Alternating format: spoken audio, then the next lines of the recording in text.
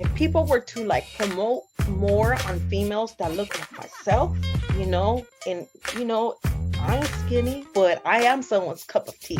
And if people were to promote that, then the world would be a better place. They think that sex is supposed to create life. No, man, I just want to get off. Like, I'm horny as hell right now. Is it a journey to love yourself the way you are? Of course. Yeah. Sure, yeah. Yeah, of course. We've seen women, that's the case no matter if you're big or small. Yeah. I mean, there's a number of people, especially in the industry, who are the regular size, standard size, and they're very insecure. And sometimes they look to us, who's BBW, and we're feeling fierce and fabulous, and they're like, wow, we're worried about how we look, and you guys are just flaunting it and having fun out there. Want thickness.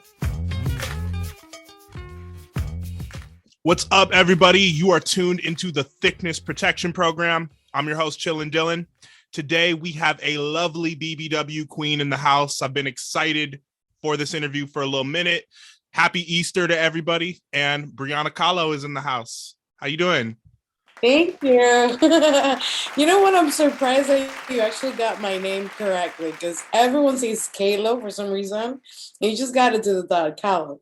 You got to be cultured. Growing up here in Southern California, we got a lot of, Mexican influence, obviously. So the fine artist Frida Kahlo is, always around somewhere. You always see a painting or a doll of her somewhere.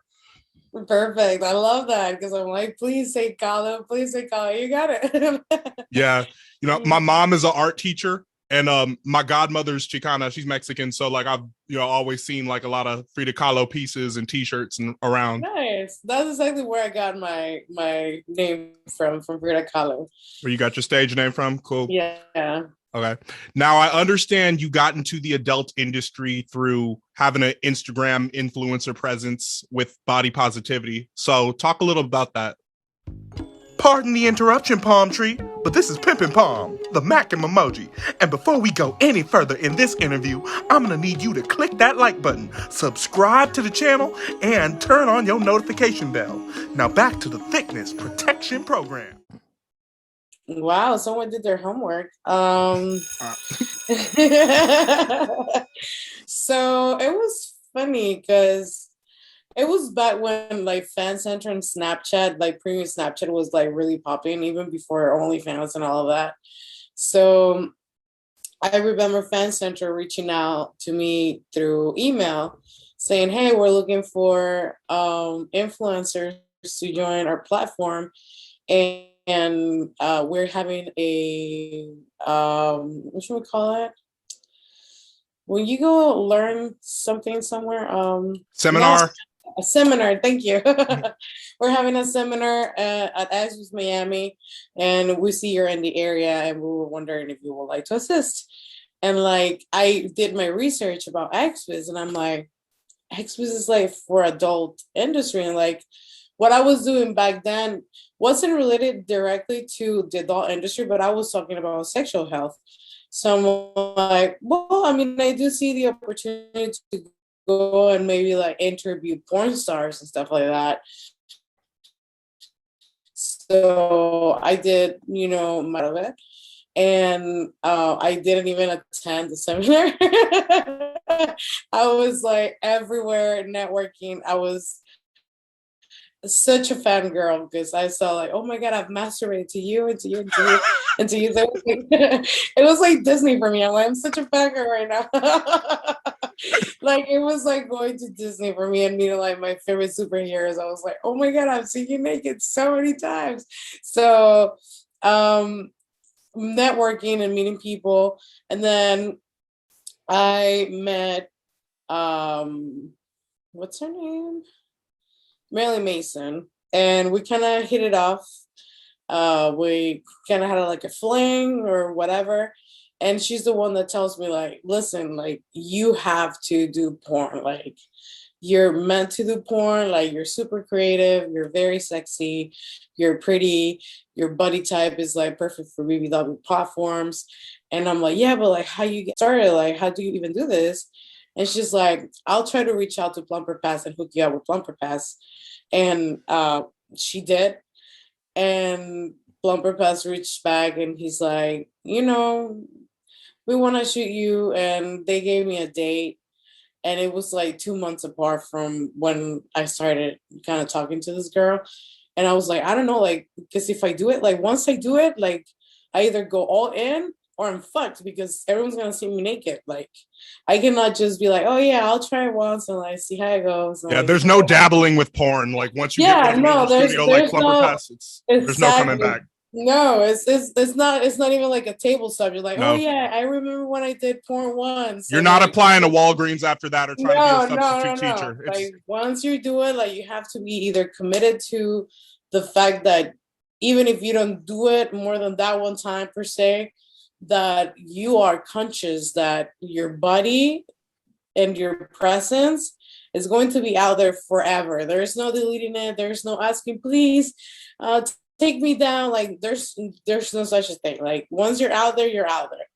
So I'm like how profitable, like, I didn't really understand the whole concept of content trade and content creation, and like, it was all new to me. And so she can explain to me more of like the cam side, like camming more than the content creation. And I wasn't really interested in the camp side of the industry when, I first learned about the industry. So I wasn't really sure if I wanted to do it or not, because I'm like, yeah, like, I don't really see I'm an introvert, believe it or not. So I wasn't like too confident about sitting down in front of the computer and like trying to entertain people, because I'm like, how do you do that? Like, I'm awkward. Like, people adopt me, I make friends by getting adopted by people. Like, oh, you're introvert, I'm an extrovert, come, let's be friends. I find it's easier oh, my bad. I find it's easier to click more with people who are introverted because I'm an extrovert, and people who are like a little more go with the flow and like, oh, I'm not going to be the ringleader. Like, you're just like, hey, let me take you along and show you this, that, and the third. Yeah. So I get adopted all the time. That's how I make friends. So I wasn't sure, but I'm like, you know what? Let's give the porn side a shot. Like, I don't know what I'm gonna do really, but I'm curious about what can I become after, doing this. So the day comes, I do my shoot, and I loved it. Like, I fell in love with that. Like, it was something about me that I didn't know, that I discovered that day. And I didn't know that I was such an exhibitionist, because for someone that is so introverted, like, it was like kind of like a shock mentally. Like, why am I getting so much pleasure out of this? Like, why am I enjoying the fact that the makeup artist, the camera person, the director, like, everyone was looking at me, and that felt so fucking hot. And I'm like, damn, like, I don't know if I'm going to do this like a hobby or if I can take it as a career, but I fucking love it. So I did that one scene, and then I met with another porn guy, porn performer, without knowing that he was going to become my first experience outside of like a producer or like a big platform, because I met him on Tinder. So I'm swiping, and I'm like, oh, so it was kind of an accident if you met him on Tinder? Yeah, because I was looking at his profile on Tinder. I'm like, I know him from somewhere, but from where? Like, I know him from That's somewhere. That's happened to me before. I think I saw Carla Lane on some dating app. Yeah, and you're like, I know him from somewhere. So I was looking at his profile. I'm like, damn it, I know him from somewhere. And then we match, and I'm like, just like casual, hey. And then he's like, oh my God, I just saw your scene on Plumper Pass, blah, blah, blah, blah. And I'm like, oh my God, how you know? But like, for me, it was like, there's no way like someone would already recognize me from, the video. But he's like one of the performers that works for Plumper Pass too. So he's like, oh yeah, no, I also work for Plumper Pass. Blah, blah, blah. And I'm like, oh, no wonder you looked familiar. Should have seen, like, how does that work? So he kind of like explained like, oh, we share the content, you sell it on your end and I sell it on my end, and like we have this form that we have to fill out and blah blah blah blah.